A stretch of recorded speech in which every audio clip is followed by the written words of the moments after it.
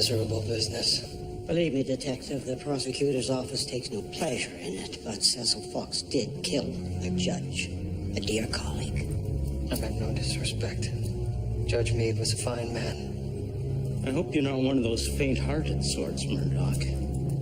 Fox crawled out of hell to be born. Mr. Dillard and me, we're just shipping him back.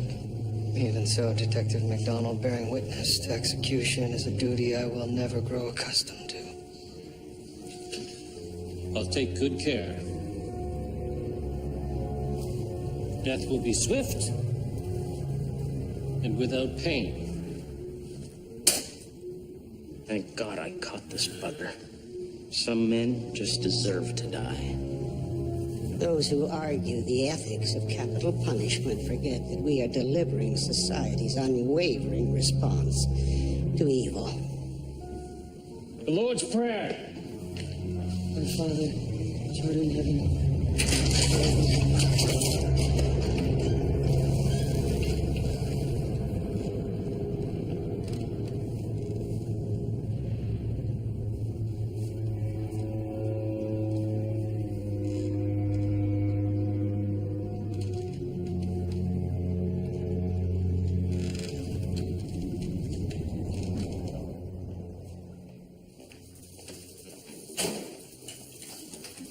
Delivery.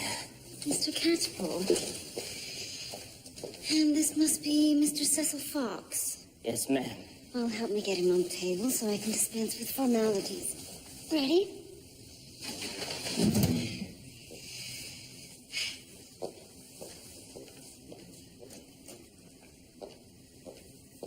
Is there something else, Mr. Catchpole? Mr. Pleasant says I'm the best apprentice he's ever had. Oh. Well, good for you. I'll be the best hangman that ever was, too. I don't doubt it. Well, you best be off. Oh, yes, ma'am. Good to see you, Dr. Ogden.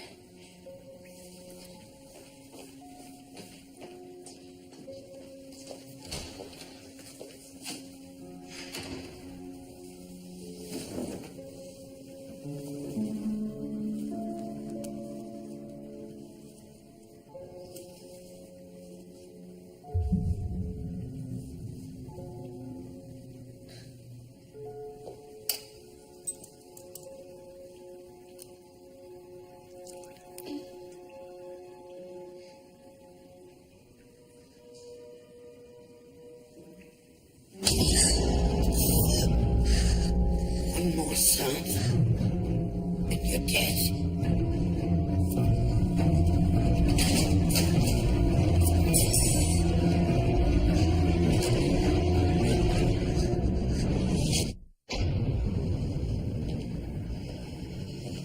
You've had quite a shock, Julia. Are you sure you're all right? I'm fine, William. Sir, this metal tube. Yes, George, it would appear that Mr. Fox has given himself a tracheotomy. You mean he jammed this thing into his own throat? Windpipe, to be precise. He'd have been able to breathe shallowly as he hung from the rope. Hardly noticeable. But, Doctor, when a man is hanged, the neck is snapped from the spine, is it not? The C2 vertebra. So how could Fox have survived that, even if he did have a tracheotomy? Yes, George. Clearly, Mr. Fox's neck wasn't broken. I suspect this was no accident. We'll have to speak with the hangman. Theodore Pleasant, yes, sir. Are you aware that he and the inspector are old friends? No, George, I wasn't aware of that. Thank you.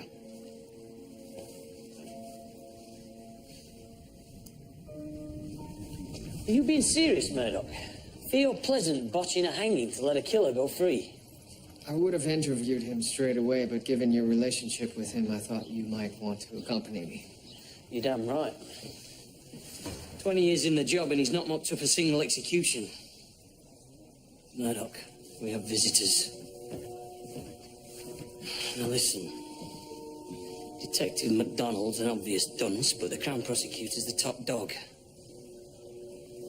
He could make life difficult if we bugger this up, right? Fox drove a blade into the judge who sentenced him to hard labor. He'd happily kill a few civilians if it meant his freedom. We've got all the train stations, the waterfront, and the hospitals covered. Fox won't get far. All right, then. For a half-wit like Fox to survive the hanging, he must have had help. I'd be talking to that Hangman fella, no? Well, yes, Detective MacDonald. Excellent suggestion. Detective, you know Fox. Any idea at all which rock he's crawled under? Oh, well, there was a hussy. The prostitute? I doubt he'd go back to her after the way she bungled his alibi on the stand. She claimed Fox was with her when Meade was murdered, but she had her dates and times all mixed up. And since Fox defended himself, he didn't have the brains to fix that. Gentlemen, this woman's name? Oh, Myrtle Smith.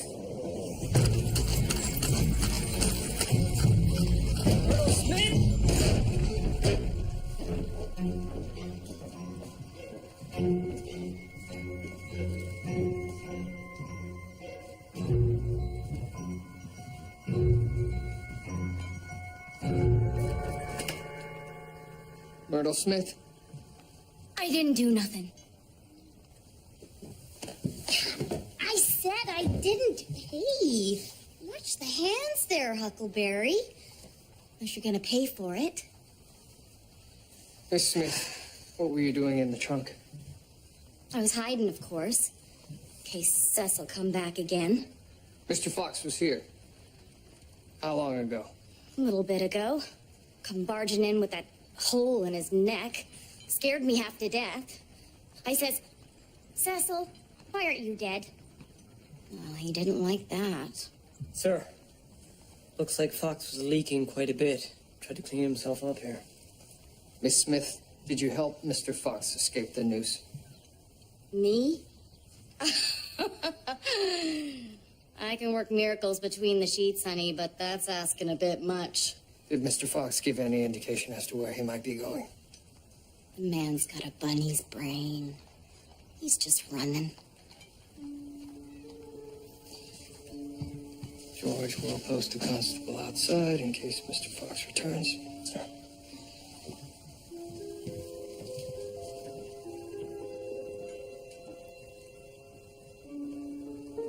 Thank you, Miss Smith. Good day.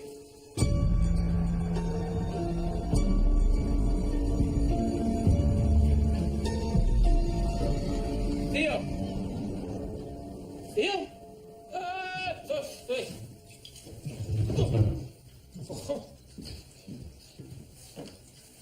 Is it raining? No, your front door was open. With yet a minute, Tommy boy. How about a wee nipper at Jim, hmm? Sure there's ample supply somewhere. Mr. Pleasant, I'm Detective Murdoch. I'd like you to have a seat, please.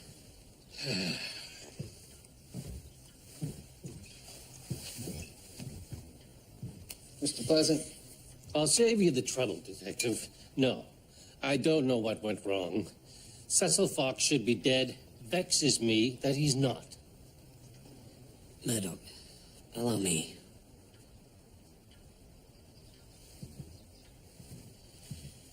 You're the expert, Theo. Speculate. Well, some men are just hard to kill.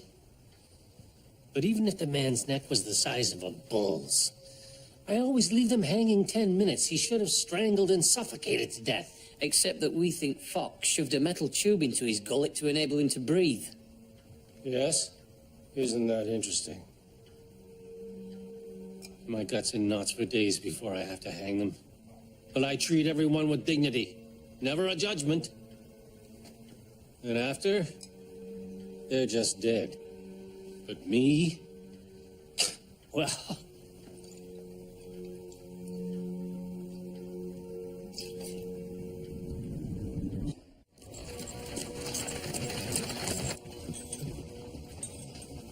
Your friend is obviously in some turmoil, sir. Theo was a good pal, good family man. He only took the job because nobody else would and it needed doing properly. A little while back, something happened. A pint a day turned into, well, you saw for yourself. His wife had enough.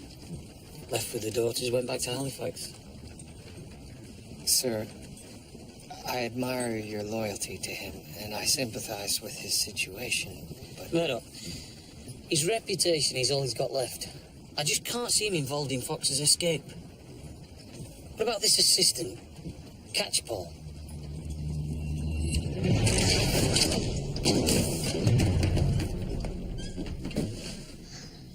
And that's what happens if the drop is too long.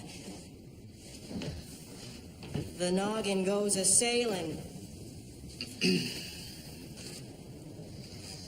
William, if Catchpole is the suspect, why are you allowing him to give this demonstration? Your medical expertise could come in handy if he puts a foot wrong. All right. Just being here is draining. Capital punishment is the will of the majority. Surely, William, you can't support a law so prone to error. Oh, I have my qualms, Julia.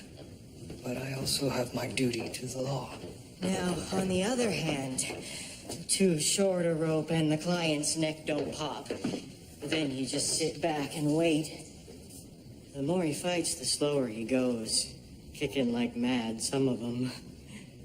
Mr. Catchpole, I've perused Marwood's table of drops. It's rigorously specific. Yes, sir. It lays it all out.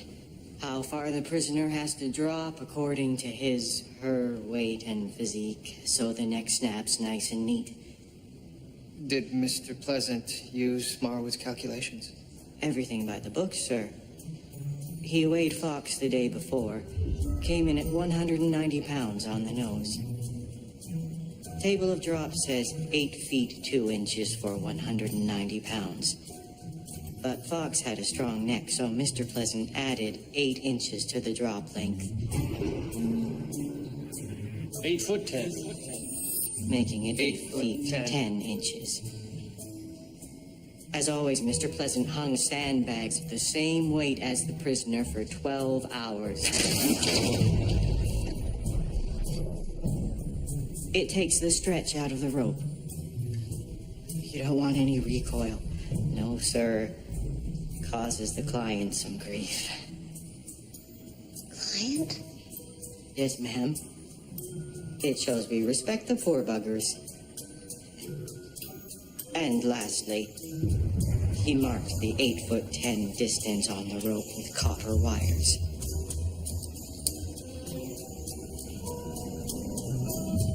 Then, all is ready. Is this the rope Mr. Pleasant used to hang Mr. Fox? Oh, no, sir. That would be in execution box A. But only Mr. Pleasant has the key. Execution box A. Be worth some money now, I'd say.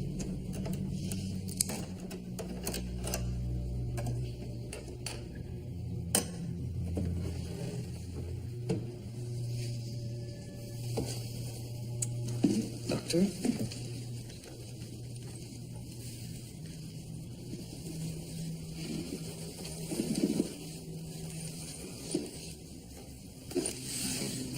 Copper wires marking the drop length are exactly 8 foot 10 inches. That's right. Mr. Pleasant says 8 foot 10 drop, 8 foot 10 it is. That means the drop length was correct. Fox's neck should have snapped.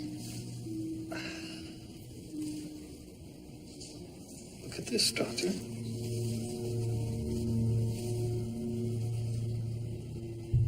There's a fragment of copper in the rope.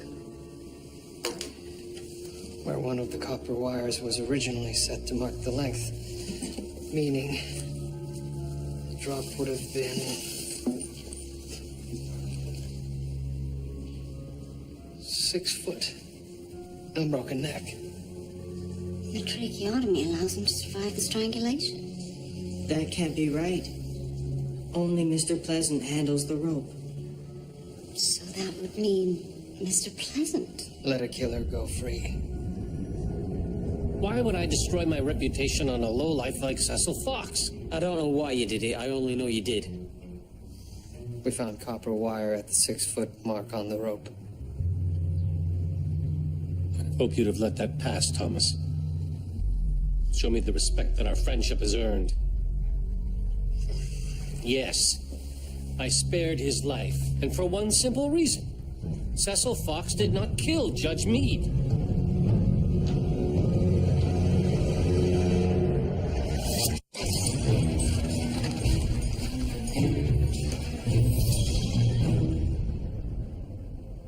Cecil Fox, lawfully convicted of murder, is innocent based on your intuition. It's more than that. I could see it when I was sizing him up for the drop. It's in the eyes. You think I did it, but I didn't.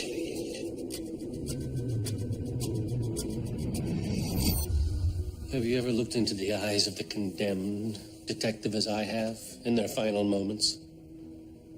No, but... And wish you never do.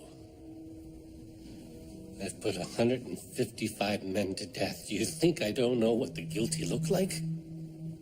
And the innocent? But how can you possibly expect us to believe it? Because it happened before. Before? A few months before. A young man named Michael Workington. Workington. The young man who was hanged for strangling his girlfriend. That's the one, yes. That was the day, Thomas. That's what I could never tell the missus. You didn't kill her. Please. Got to believe me, sir. I would. I believed him, but I buried it deep. I'm good at that. But Theo, it was just a feeling. That's what I put it down to. Until a month later, Freddie Duckworth was to be hanged. Duckworth was a foul scrag to the bone. He cut an old woman to pieces in the Etobicoke.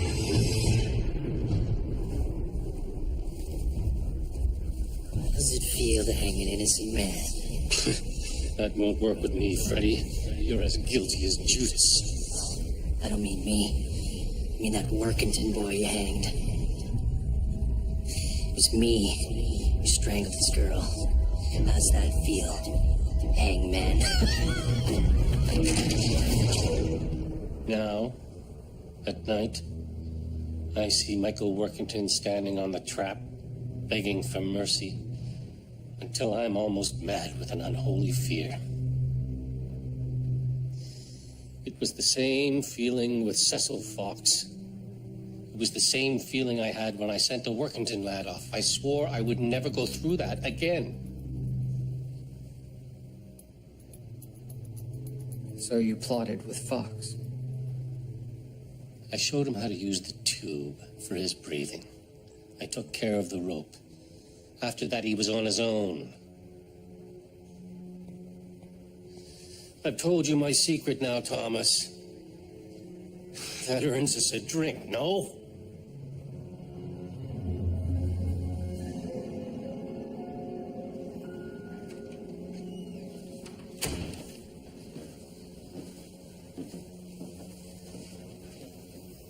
No wonder the man's all cracked up.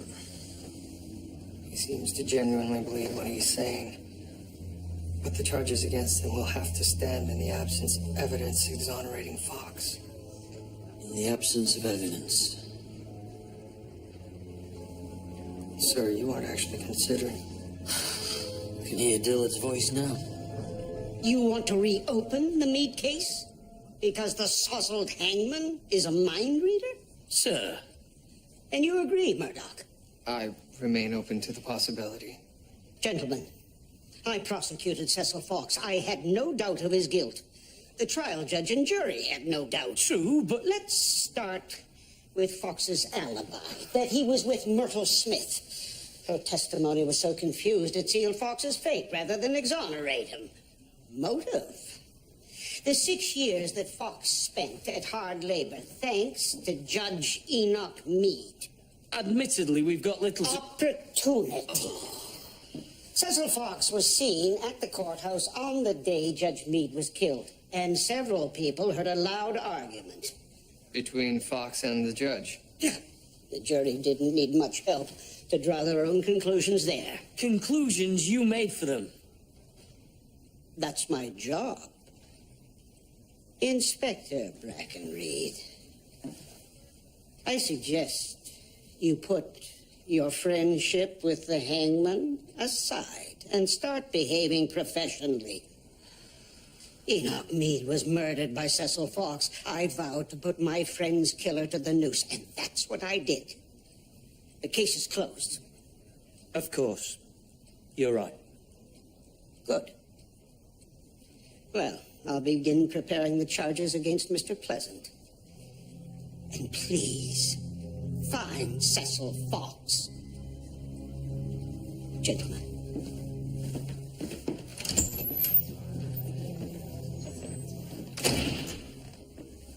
Still want me to reopen the Meade case? What do you think?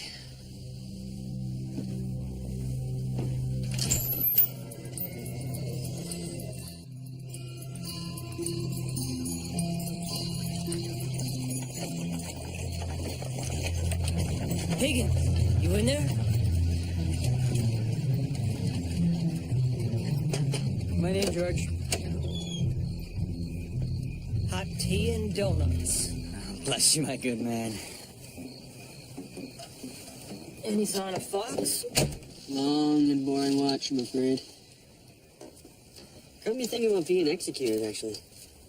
Oh, you must be bored. No, I mean, what would it be like to know that your life is going to end at a certain point, you know? I should think I'd like to go suddenly, without knowing. Like my Aunt Begonia. She died laughing. Quite literally. My Uncle Calvert fell off a milking stool, and she died laughing. I guess you went happy then. I suppose so. I think I'd go happy if I died choking on one of these donuts. You sound good. Did you know a cow invented the donut? Go on.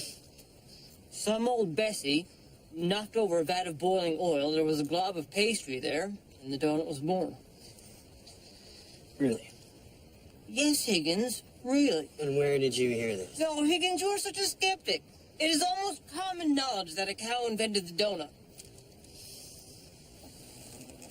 I'll see you later.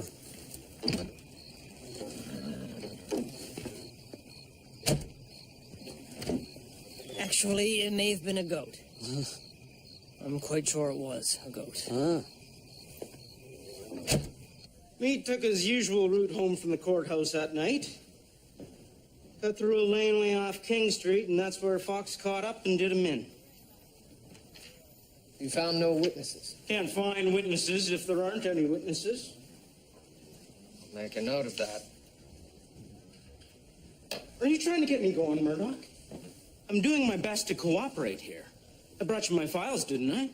And I appreciate it. Oh, I don't. Feels like people are doubting my work. I don't care for that. It says here that Fox claims Judge Meade sent him a note to meet him the day that Judge Meade died. The famous note, yeah. Fox tried to say Meade asked him down there, but the note didn't say why. Fox didn't go down there to threaten Meade for 6 years hard labor. Oh, no. And where is this note? There is no note. Look, Fox went down to the courthouse on his own because he had a bee in his bonnet about Meade. Can't you see that? So Fox admitted to meeting with the judge the day the judge was murdered. No. He said when he got there, the judge had left. Wouldn't you know? And the post-mortem?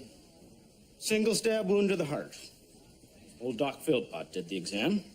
Francis Philpott. Isn't he retired? Oh, he still likes to dabble in it. Must be nice to be able to dabble. Indeed.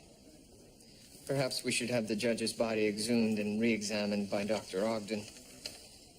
Suit yourself, Murdoch. Fox was your only suspect. The only one that mattered, since we knew we had our man. Yes, but... There was another fellow.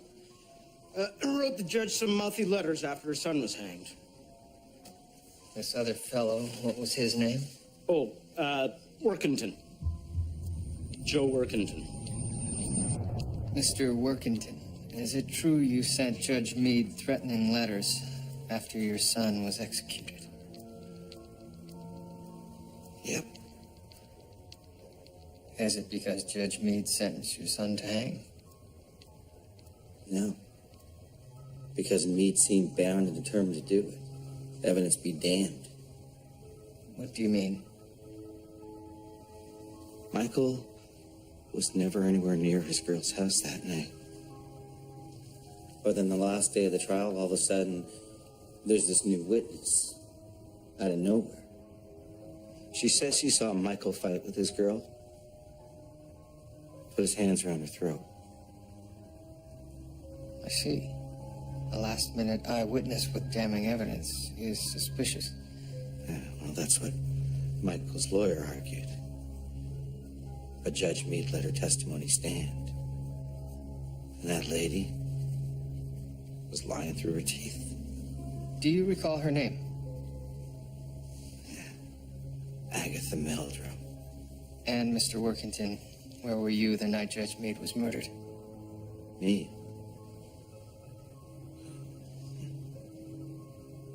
I was on duty at Fire Hall number 3.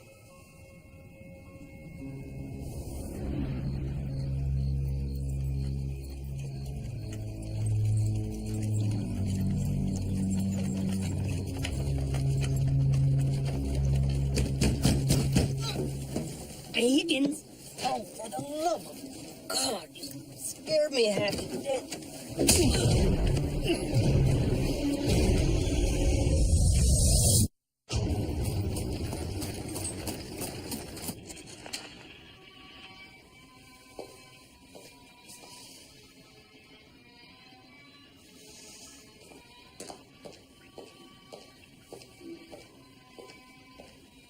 Well, Judge Meade, a month on the ground hasn't done your health a whit of good, has it?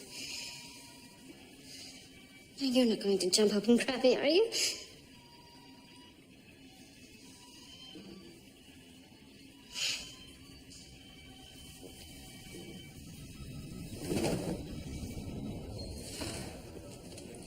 Oh, bloody hell. Murdoch!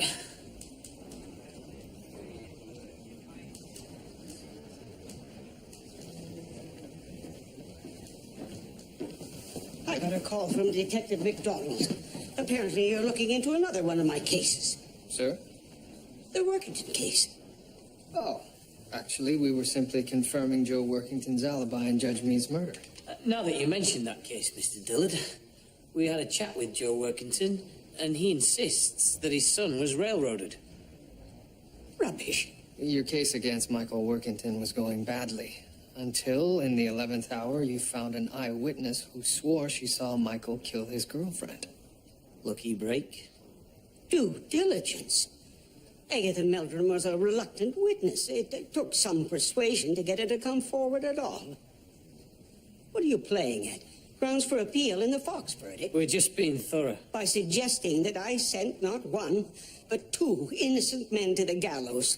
My God. I stand by my record, gentlemen, and I'm prepared to defend my reputation, even at the expense of yours.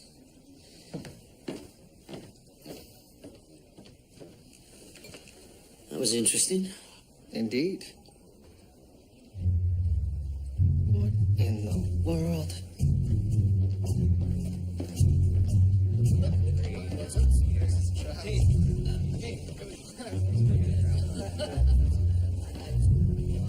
Crabtree, where's your bloody trousers? Cecil Fox stole my uniform, sir. I'm afraid he caught me off guard. Higgins found me unconscious. Did he speak to you? Give you any indication as to where he might be headed? No, sir. Well, Inspector, you still think Fox is innocent? Higgins, put the word out to the other station houses. Sir. And you lot, stop gawping and move your asses. George, are you all right? No, sir. When he took my trousers, he took my dignity. And my knees have taken a chill, so I'd been George. hidden in a tub. Please go and fetch another uniform. Fox may still be in the vicinity. Sir, why would Fox need a police uniform?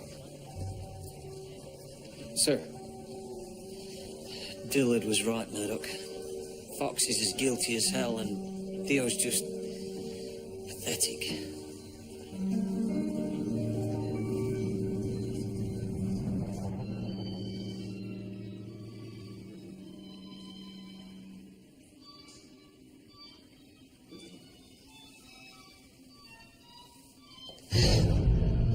Mr. Fox. You have to fix this. Was that the last of the doors? Yes. You try to scream and I'll kill you. But you're choking me. Don't talk to me about choking. I won't try to escape. You need my help. I can't help you if you don't let me go. You think I believe a word you're saying? Is that who I think it is? Judge Mead, yes. I believe you've met. I didn't kill him. I just meant when he sentenced you to hard labor. The rat bastard. Why is he here? Apparently the police have doubts concerning your guilt. Don't try to trick me, Doc. Just fix me up.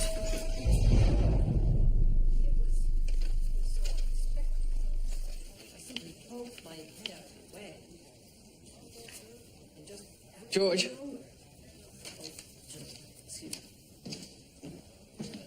Sir. Where did you get your uniform? I borrowed it from Tiny Malone. What?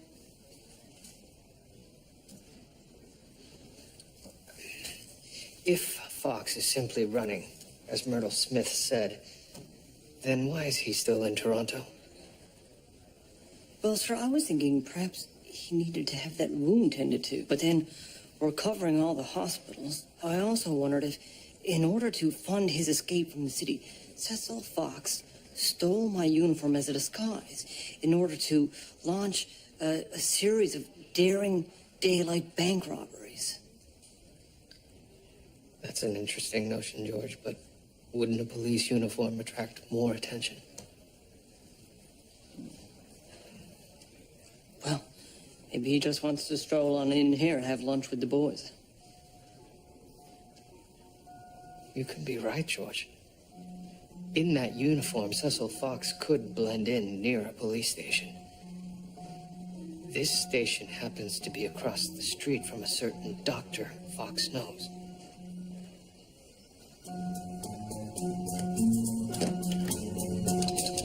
This thing hurt something awful. Serious infection. You need... Don't answer it. But... Right.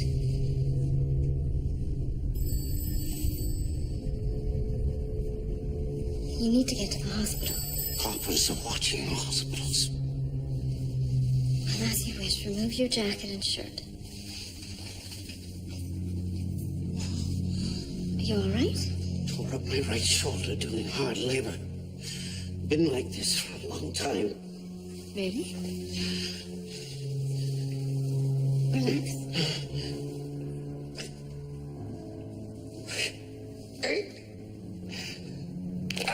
What the hell? You do that again and I'll... Kill me, yes, I know. Julia, are you all right? Open the door.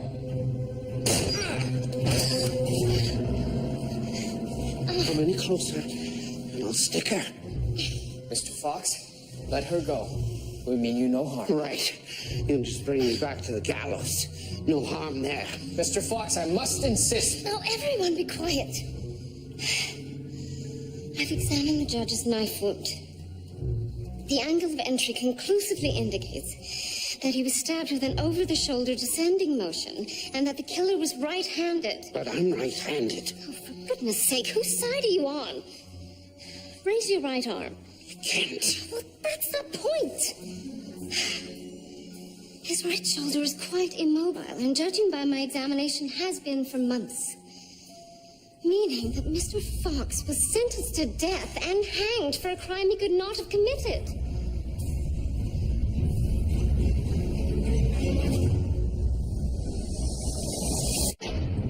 Well, obviously, a grave miscarriage of justice has been averted. Thanks to you both.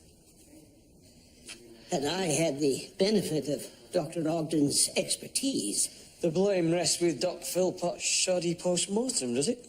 And with Myrtle Smith's guided attempts to provide Fox with an alibi, they seemed a certain lie. Throw in Fox's history of violent crime, and what was I to think? So what of Theodore Pleasant? I regret that he'll be relieved of his duties for obvious reasons. But release him, I'll drop the charges. The obvious question now is who did kill Judge Meade? Yes, that's your priority. I'm afraid this case was bungled from the beginning. We were so sure about Fox. Perhaps if we'd taken more time, properly collected evidence. I trust you'll revisit all that, Detective? Why, yes, of course. Well, good. Fox is being treated at St. Mike's, is he not? Yes, sir. I owe him an apology. And, tell Mr. Pleasant I'll pay him a visit when he gets home. Gentlemen.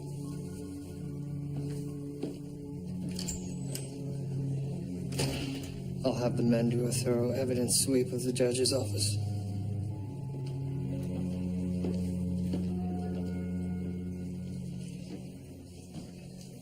What the hell is that, Murdoch? Sir, are you familiar with Symbolic Logic by John Venn? What do you think? Right. The idea is that connections between two or more groups of things can be represented by the overlapping portion of the diagram in the center. Never mind all this symbolic logic. What are you doing? I'm looking for a connection between the Workington and Fox cases. If there is another suspect in Judge Meade's murder, perhaps he or she is hiding in that area.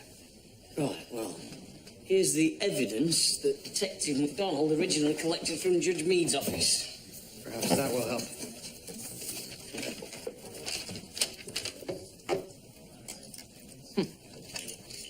No notation of finger marks, no hair or fiber samples, no notes. Single malt Craigleaf. Pricey. Judge's appointment book. Oh. What? His last days. The judge had an appointment at 8 a.m. at the Lion 2 days before he died. The Lion's a bucket of blood on Church Street. What would a judge be doing there? Detective, we went through Judge Meade's office again as per your request.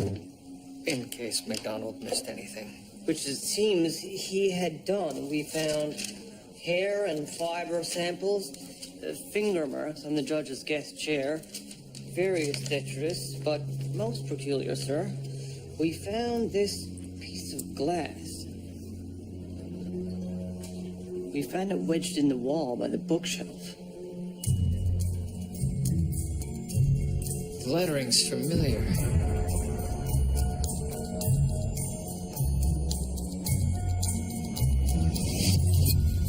George, I need you to get to Mr. Pleasant's home before he does. Sir, we may have a problem. This is the shard of glass recovered from Judge Meade's chambers. This is a bottle of Blue Cat gin George retrieved from Mr. Pleasant's home. Where are you going with this, Murdoch? Sir, you saw yourself. Judge Meade preferred fine single malt whiskey, not cheap gin.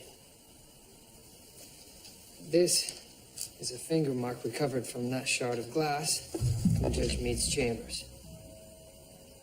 The second finger mark was retrieved from the Blue Cat gin bottle from Mr. Pleasant's home. It belongs to Theodore Pleasant. Bloody hell. It was Theo that was in chambers arguing with me the day he died. A fact Mr. Pleasant chose not to divulge. He said that he looked into Fox's eyes, and that's how he knew that Fox was innocent. Something I never fully accepted, sir. I believe that Mr. Pleasant did know that Mr. Fox was innocent. But because Mr. Pleasant murdered Judge Meade.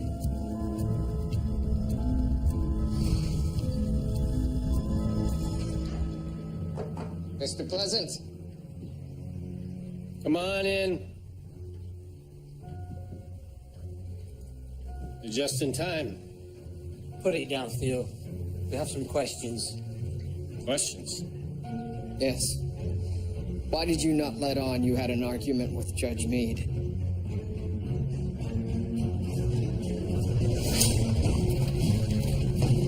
If I'd said I went down there in a drunken rage, what would you have thought, Thomas? The same thing you're thinking now. Mr. Pleasant, did you kill Judge Meade? I did not. I believe you did. You went down there, confronted him. To tell him that Freddie Duckworth confessed to the murder that the Workington lad had hanged for. That he'd sentenced an innocent man to die and obliged me to kill him. I needed him to hear that, but he didn't seem to care. We got into it. I suppose I threw my bottle at him. Bloody hell, Theo. Don't shrug it off. You had a violent row with a man the day he died. The day? No. It was a week before, not the day. I didn't kill him, Thomas. Murdoch.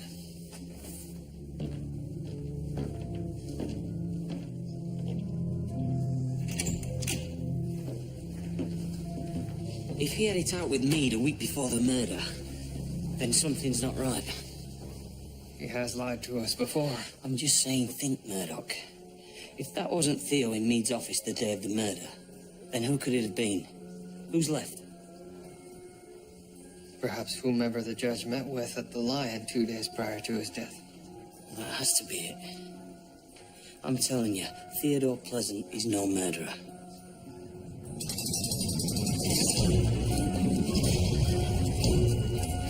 Well, it would seem the Lion isn't open until noon, but the innkeeper does recall the judge being there at night, around 8 p.m., and with a woman. The judge's tart, perhaps? Apparently not. The innkeeper seemed to think that they didn't know each other, but that they had strong words before she left. Who was she? He didn't know. So, why would Judge Meade write 8 a.m. if the Lion wasn't open at that time? Oh. I should have seen this. Sir, the comma after the hour. AM isn't a reference to the time. It's someone's Initials. Agatha Meldrum. The last-minute eyewitness in the Workington case. Judge Meade met with Agatha Meldrum a few days after Pleasant confronted him. Perhaps he believed the Workington boy was innocent. So he questioned her about a testimony that she saw Michael Workington strangle his girlfriend. The judge must not have liked what he heard, otherwise they wouldn't have fought. Perhaps the judge had second thoughts about Agatha Meldrum's testimony. The transcripts would be illuminating. Bollocks to that. We're bringing in Miss Meldrum for a little chat. Detective, Agatha Meldrum moved out of her flat the day after she met with Judge Meade. She's left no forwarding address. What's that, sir? A transcript of Agatha Meldrum's testimony in the Workington trial. George, what did Myrtle Smith call you? Oh, yes, and most unique it was. Quite a low term, slang for, somebody of little consequence. Demeaning, really. It was Huckleberry. Have a look. Hey, wash the hands there, Huckleberry. Oh, come on now, Huckleberry. That's the Huckleberry I saw strangling that poor girl, Michael Workington. Unless Agatha and Myrtle are the same person. As I understand it, Agatha Meldrum has left town. And Myrtle Smith is not Agatha. Now, I have appointments.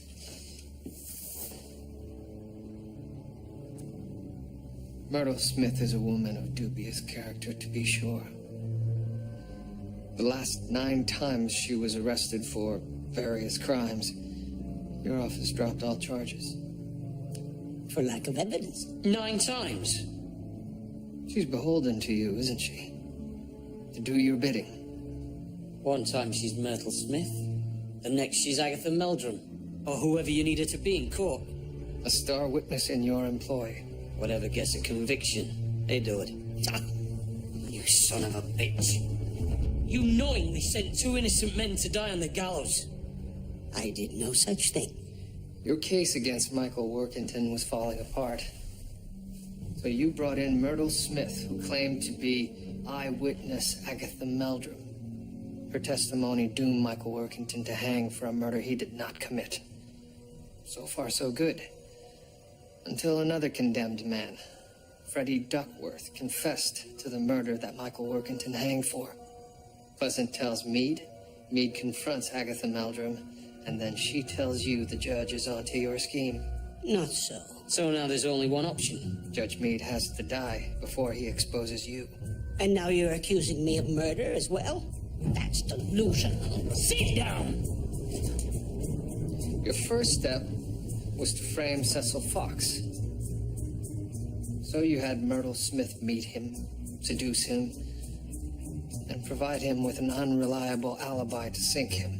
But you also needed Fox to be seen at the courthouse on the same day that you planned to kill Meade. So you forged a note from Judge Meade to lure Fox down to the courthouse to be seen by witnesses. And you were sure to have a row with the judge, so a loud argument was overheard. You tell Myrtle Smith to destroy the note so that Fox sounds crazy at trial. And that was supposed to be that. Until Dr. Ogden's findings confirmed Fox was innocent. You panicked. So you planted evidence against Pleasant in Judge Meade's chambers. You were going to let Pleasant hang for your crime. Are you done with this fantasy? And do you realize how thoroughly I'm going to ruin you both for this?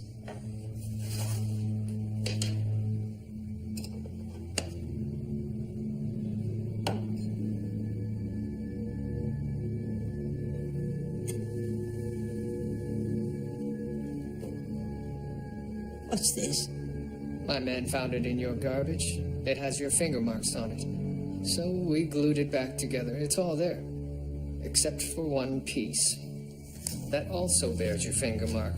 The piece you planted in Judge Meade's chambers.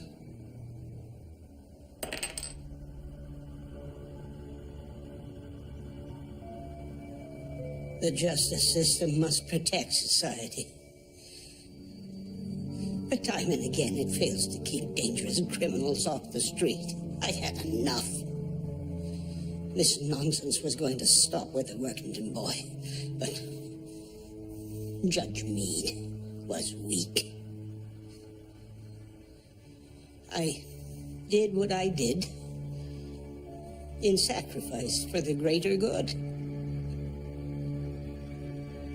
You see that, don't you?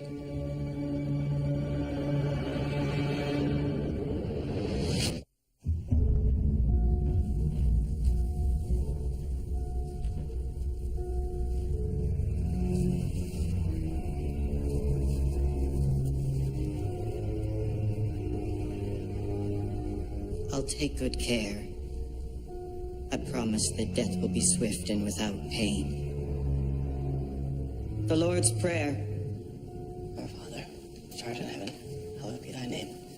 God will forgive me. Give us this day our daily bread. Forgive us our trespasses, and we forgive those that trespass against us. Lead us not into temptation, but deliver us from evil. For thine is the kingdom, the power, and the glory, forever and ever. Amen.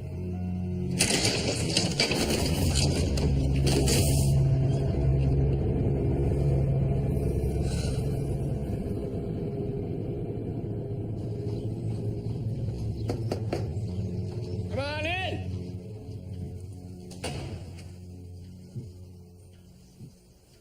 Phil,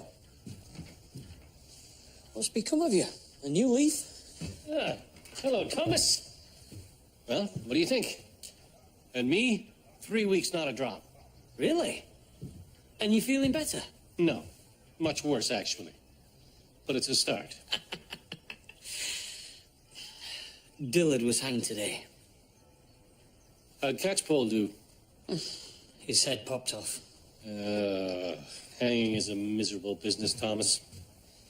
The condemned die only once. The executioner dies every time. Poor Catchpole. Well, you don't have to worry about that anymore. Well, it never leaves you. But I did the job, didn't I? Not one of them suffered. You can be proud of that. Well.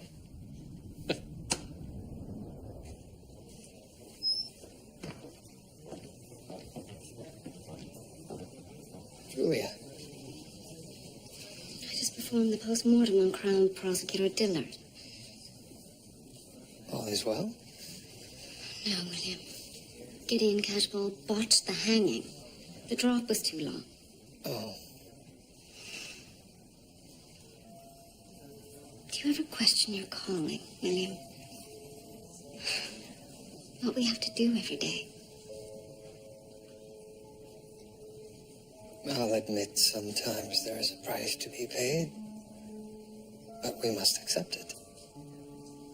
Really? Must we?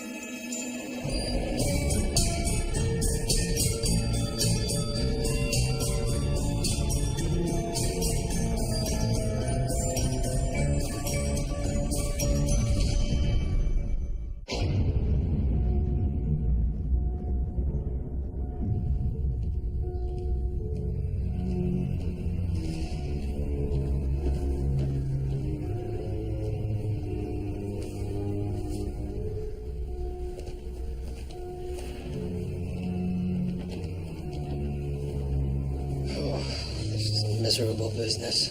Believe me, Detective, the prosecutor's office takes no pleasure in it, but Cecil Fox did kill a judge, a dear colleague. I meant no disrespect. Judge Meade was a fine man. I hope you're not one of those faint-hearted sorts, Murdoch.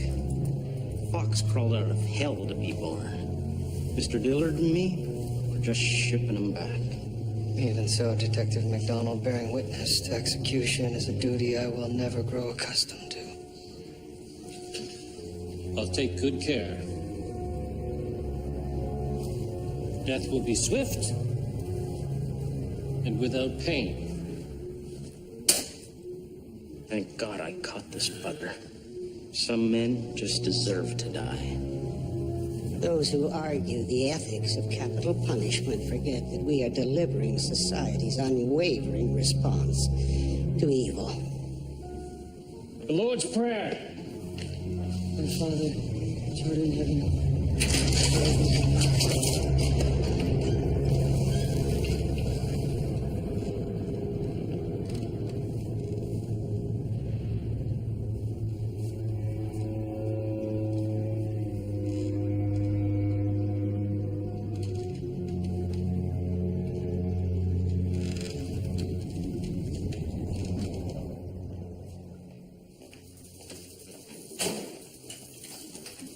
Delivery. Mr. Catchpole. And this must be Mr. Cecil Fox. Yes, ma'am. Well, help me get him on the table so I can dispense with formalities. Ready?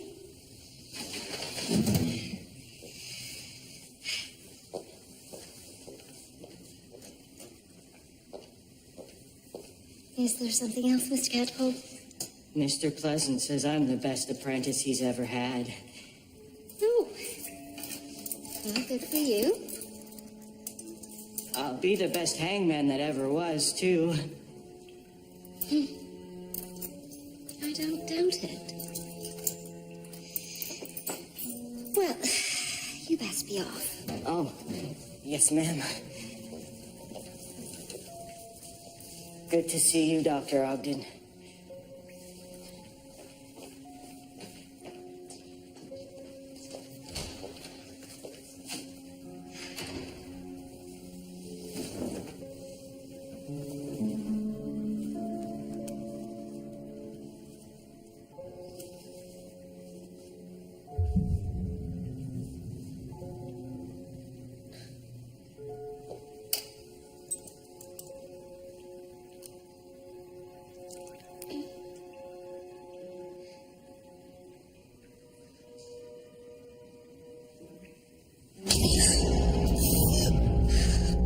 One more son, and you're dead.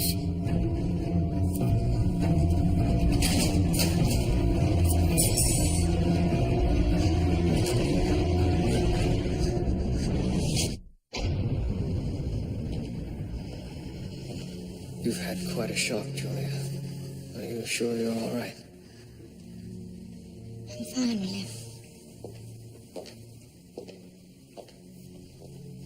Sir, this metal tube. Yes, George, it would appear that Mr. Fox has given himself a tracheotomy. You mean he jammed this thing into his own throat? Windpipe, to be precise. He'd have been able to breathe shallowly as he hung from the rope. Hardly noticeable. But, Doctor, when a man is hanged, the neck is snapped from the spine, is it not? The C2 vertebra. So how could Fox have survived that, even if he did have a tracheotomy? Yes, George. Clearly, Mr. Fox's neck wasn't broken. I suspect this was no accident. We'll have to speak with the hangman. Theodore Pleasant, yes, sir. Are you aware that he and the inspector are old friends? No, George, I wasn't aware of that. Thank you.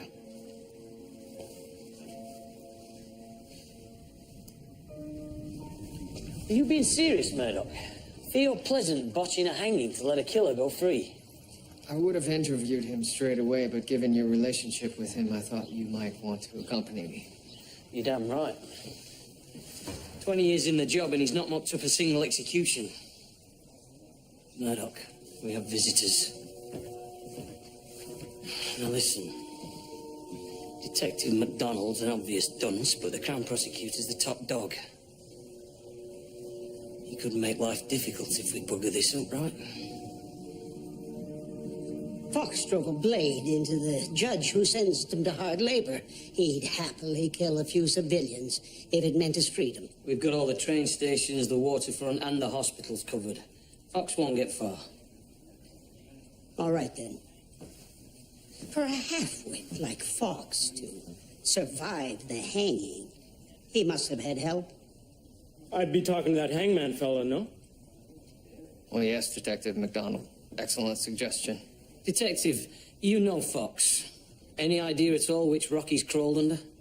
Oh, well, there was a hussy. The prostitute? I doubt he'd go back to her after the way she bungled his alibi on the stand. She claimed Fox was with her when Meade was murdered, but she had her dates and times all mixed up. And since Fox defended himself, he didn't have the brains to fix that. Gentlemen, this woman's name? Oh, Myrtle Smith.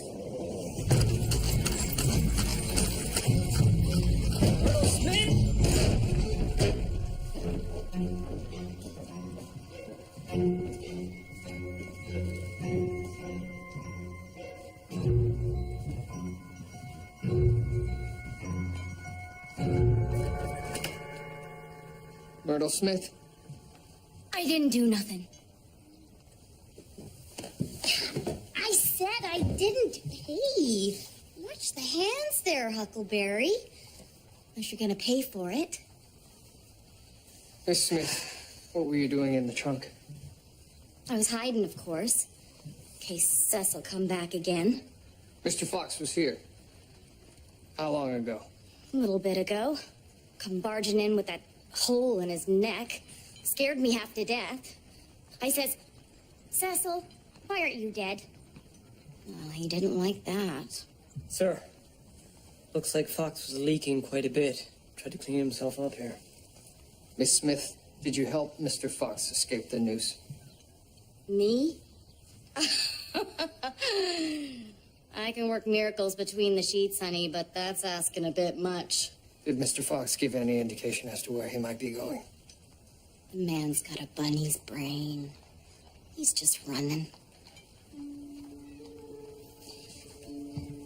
George will post a constable outside in case Mr. Fox returns. Sir.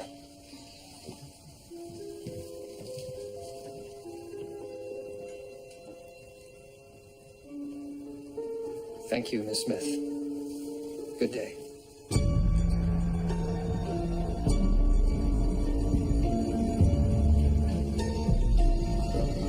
Theo! Theo? Hey.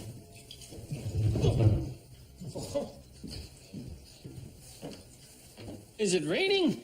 No, your front door was open. With you in a minute, Tommy boy. How about a wee nipper of gin, Sure there's ample supply somewhere. Mr. Pleasant, I'm Detective Murdoch. I'd like you to have a seat, please.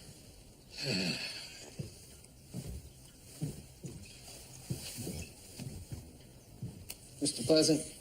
I'll save you the trouble, Detective. No, I don't know what went wrong. Cecil Fox should be dead. Vexes me that he's not.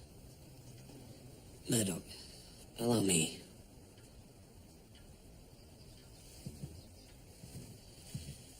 You're the expert, Theo. Speculate. Well, some men are just hard to kill. But even if the man's neck was the size of a bull's, I always leave them hanging 10 minutes. He should have strangled and suffocated to death. Except that we think Fox shoved a metal tube into his gullet to enable him to breathe. Yes? Isn't that interesting? My gut's in knots for days before I have to hang them.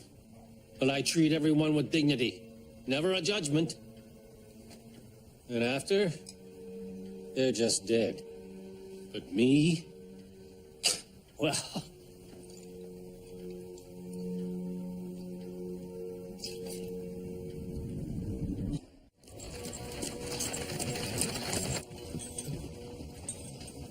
Your friend is obviously in some turmoil, sir. Theo was a good pal, good family man. He only took the job because nobody else would, and it needed doing properly.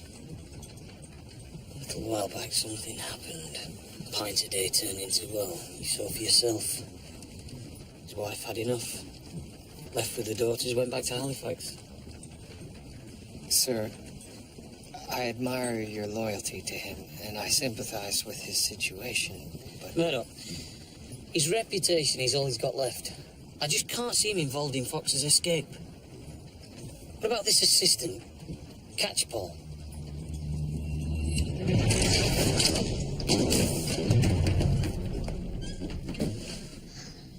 And that's what happens if the drop is too long. The noggin goes a-sailing.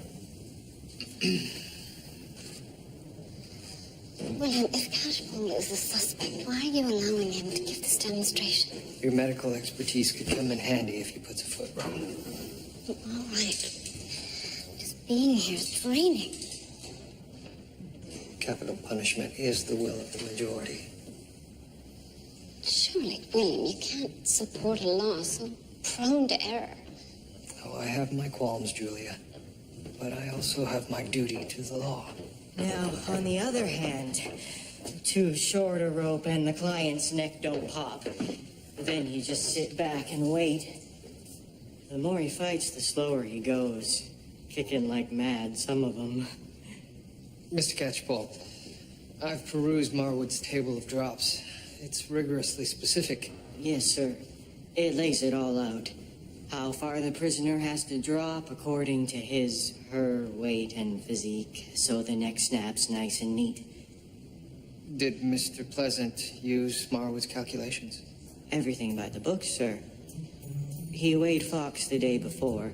Came in at 190 pounds on the nose.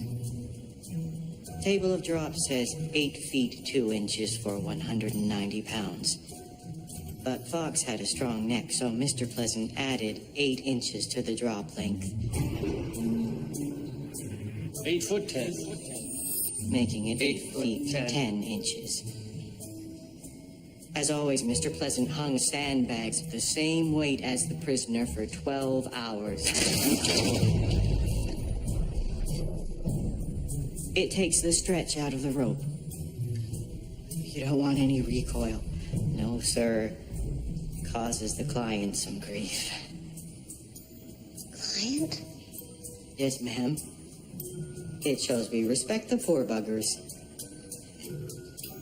And lastly, he marked the 8 foot 10 distance on the rope with copper wires.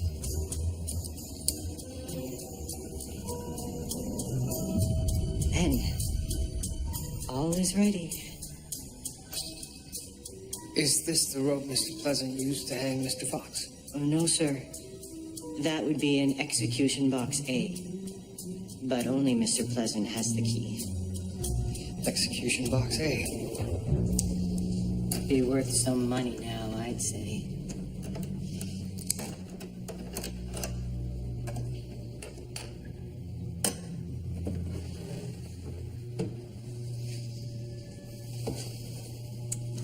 Doctor?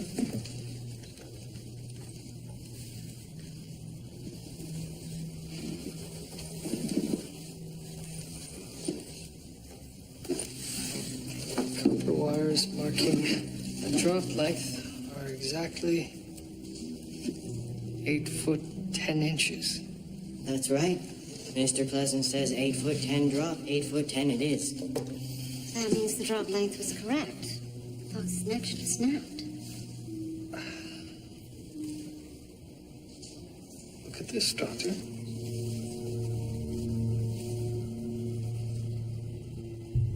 There's a fragment of copper in the rope. Where one of the copper wires was originally set to mark the length, meaning the drop would have been